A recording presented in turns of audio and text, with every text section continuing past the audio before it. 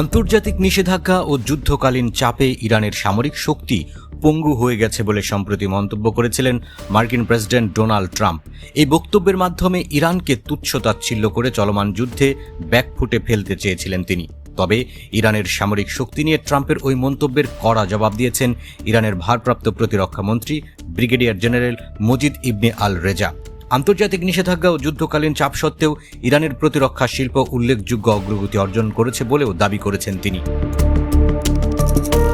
এই বক্তব্যে আল রেজা বলেন, ইরানের প্রতিরক্ষা শিল্পই দেশের জাতীয় শক্তি ও প্রতিরোধ ক্ষমতার প্রধান ভিত্তি।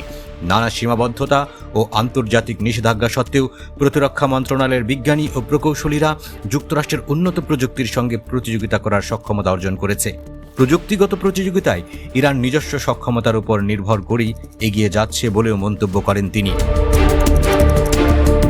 ইরানের ভারপ্রাপ্ত প্রতিরক্ষা মন্ত্রী বলেন, চলমান যুদ্ধের সময়ও ক্ষেপণাস্ত্র, ড্রোন এবং সশস্ত্র বাহিনীর জন্য প্রয়োজনীয় অন্যান্য সামরিক সরঞ্জামের উৎপাদন বন্ধ হয়নি, বরং উৎপাদনের পরিমাণ আরও বৃদ্ধি পেয়েছে। শক্তিশালী বৈজ্ঞানিক ও গবেষণা ভিত্তিক অবকাঠামোর কারণে ভবিষ্যতেও ইরান সরঞ্জামের ঘাটতিতে বিপাকে পড়বে না বলেও দাবি করেন তিনি। আল রেজা বলেন, ইরানের প্রতিরক্ষা অবকাঠামোর একটি বড় অংশ বহু বছর আগে দেশটির সর্বোচ্চ নেতা আয়াতুল্লাহ আলী খামেনির পরিকল্পনা ও দিক নির্দেশনায় গড়ে তোলা হয়েছিল। দেশের বিজ্ঞানী, গবেষক ও প্রযুক্তিবিদরাই ভবিষ্যতে প্রতিরক্ষা শিল্পকে আরও শক্তিশালী করবেন।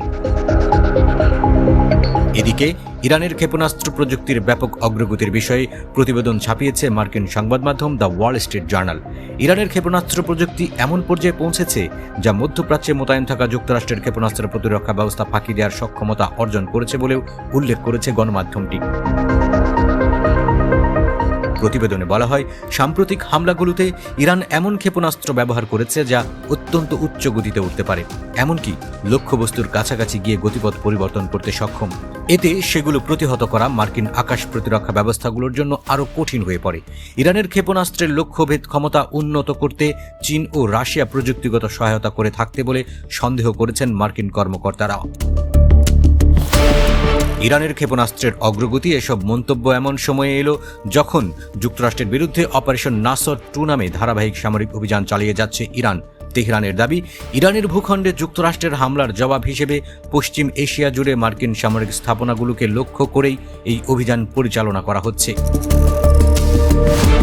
বিশেষজ্ঞদের মতে, ইরানের প্রতিরক্ষা সক্ষমতা নিয়ে ওয়াশিংটন ও তেহরানের পাল্টাপাল্টি বক্তব্য মূলত তথ্যযুদ্ধ ও মনস্তাত্ত্বিক চাপ সৃষ্টির অংশ। তবে ইরানের ক্ষেপণাস্ত্র প্রযুক্তির অগ্রগতির দাবিগুলো সত্যি হলে মধ্যপ্রাচ্যে যুক্তরাষ্ট্রের সামরিক কৌশল, আকাশ প্রতিরক্ষা ব্যবস্থা এবং আঞ্চলিক নিরাপত্তা হিসাব নিকাশে বড় ধরনের পরিবর্তন আসতে পারে বলে মনে করছেন তারা।